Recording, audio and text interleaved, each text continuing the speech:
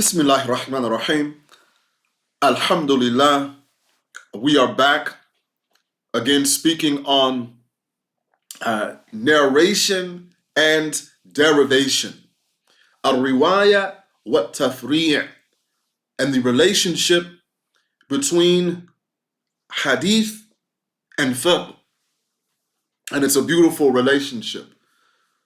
We spoke in part one on the history and methodology of fiqh and how it is distinct from the methodology of ulum al-hadith, the sciences of hadith. Both of them are very important.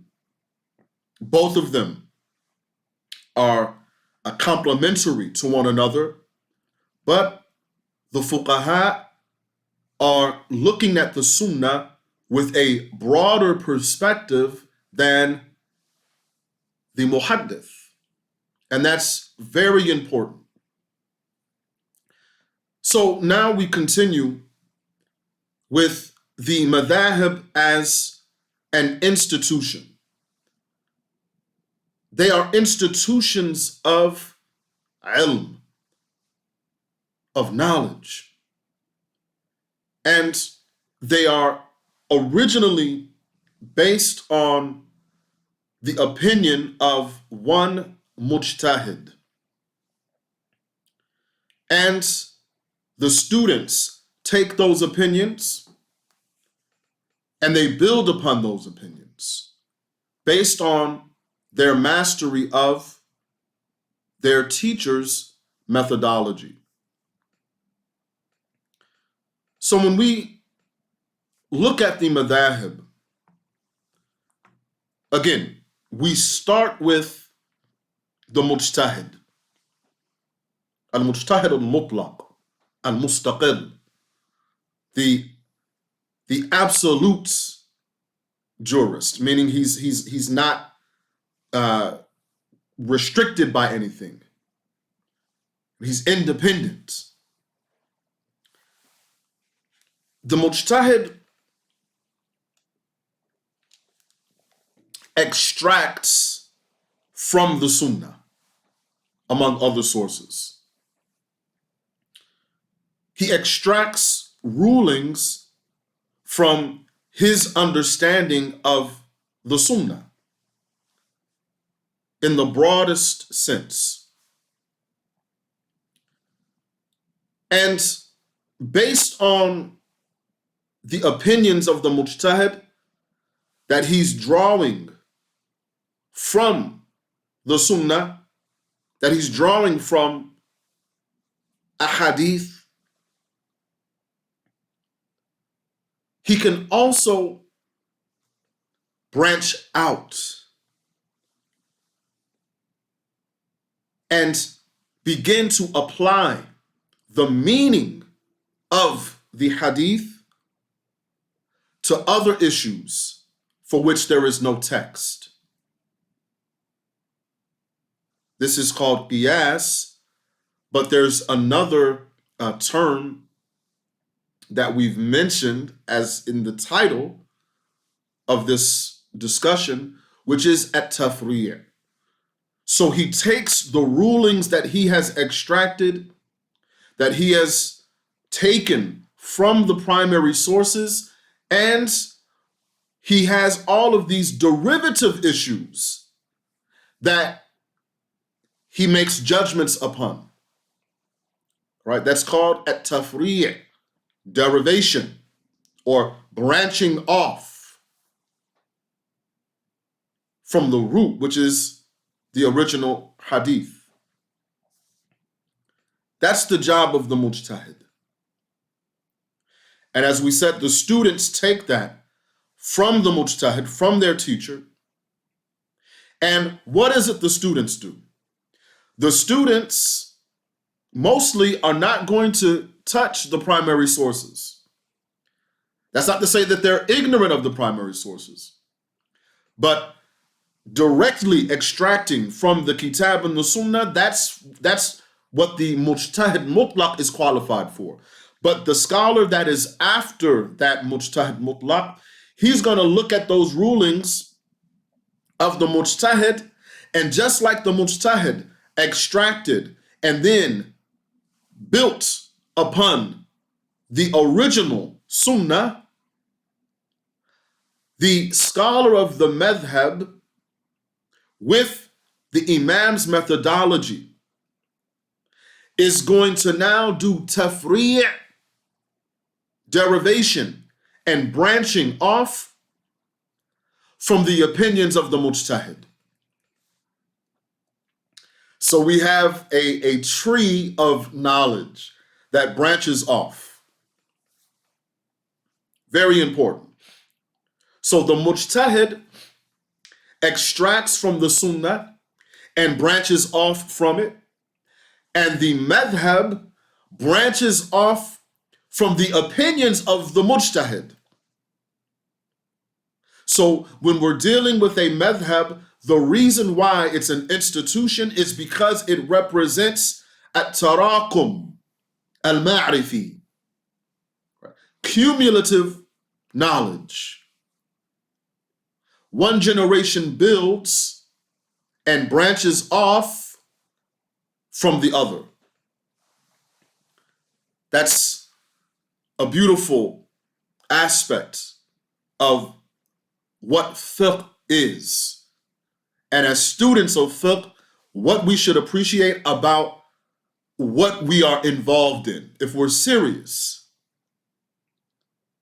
We're not just blindly following, but we're looking at the opinions, we're learning the opinions, we're understanding the proofs, and with that understanding, we are empowered to branch off, to build another layer on top of this structure of the madhab. So that is the madhab as an institution. And then last but not least, it's literature that we have to turn our attention to.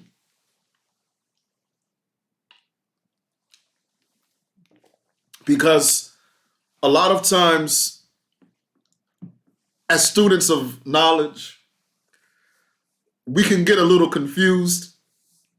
We might even get a little bit frustrated from the way that books of fiqh have been written.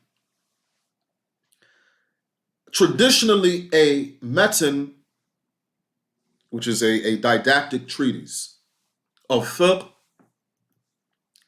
is not going to have any evidence. It's nothing but rulings. So if I come to a book of fiqh, a matan of fiqh, and I'm thinking that I'm going to be getting the fiqh from the adillah, I'm going to be disappointed by what I see in this book of fiqh. I'm not going to appreciate it. However, if that's the case, my disappointment is misplaced. I shouldn't be disappointed. In fact, I should be filled with joy. I should be delighted by the way that knowledge of fiqh is presented in the mutun. And why is that the case? I really want us to appreciate our intellectual and scholarly tradition. The mutun of fiqh focus on branch issues. The primary concern when we're looking at a matan of fiqh, what is presented on those pages is at-tafri'. That's what we're seeing. And what is it that we said that tafri' is? It's the cumulative knowledge of generations of scholars. That's what we're getting. And at tafri', if we are tulabul fiqh, if we are students and seekers of fiqh, that is the most important skill that we need to develop. Knowing how to deriving issues, at-tafri'. If you can't do tafri', if you're not familiar with tafri', then your progress as a student of fiqh has been handicapped. It needs to be fixed. So that's what we're looking at when we look at a book of fiqh. In other words, the mutun, their purpose is not to present evidence. You're not going to open up a book of fiqh, and when we say book of fiqh, we're not referring to the reference works, but the mutun. You're not going to open up a metan and you're going to find hadith after hadith after hadith. No, that's not the way it works. Even though everything is based on Quran and Sunnah. But the majority of the issues that you're going to see are, again, tafri', furu', the branch issues. So that's very important to know what you're getting into. Now, when we compare that with books of hadith, what do we find? Hadith books focus on chains, asanid, and also the word variations. All right? That's where you're going to get the details of in any book of fiqh. It's mentioned that Imam Muslim, rahimahullah, in his Sahih, he was a master of presenting the intricate issues of sanad whenever he would narrate his hadith. And if you read Sahih Muslim, that's something that you will find to be true. But that's the focus of the hadith scholar, and that's something that is in their books, as well as the different narrations. What is it that the hadith books do not focus on? Fiqh rulings. So if you're picking up Al-Bukhari, if you're picking up Muslim, one, if you're from the awam, you're from the general Muslims, you shouldn't be picking those up anyway. Those books are for Ahlul Ilm, for the people of knowledge. But if you do pick them up, or even if you pick up something like Bulugh al-Maram, and Bulugh al-Maram is a book that specializes in Ahadith al-Ahkam, but even with that, you're not going to find fiqh rulings in Bulugh al-Maram. So if you have a sheikh that's teaching your fiqh class and the text he's relying on is Bulugh al-Maram, you might want to reconsider studying with that sheikh because he doesn't know what he's doing. You don't teach fiqh from a book of hadith because that's a different field of study. So understanding the literature, understanding the methodologies of the ulama, understanding why they wrote their books and who they wrote their books for is of critical importance to properly go about reading those books and studying those books. And if we're blessed with an opportunity to have access to those books by way of learning with a qualified teacher, then alhamdulillah, we'll be set on the right path. So we'll stop there. And again, this was very short. You really can't do justice to the entirety of the topic in the time that we dedicated, but we don't want to bore anyone with watching videos. Right? But again, just to reiterate, there's a relationship between hadith and fiqh that is complementary, and both of them should be studied, and both of them should be appreciated and dealt with properly. There's a beauty to understanding a riwayah, narration of hadith, and there's a beauty to possessing the skill of at-tafri' al-fiqhi, of deriving and branching off with different issues of fiqh.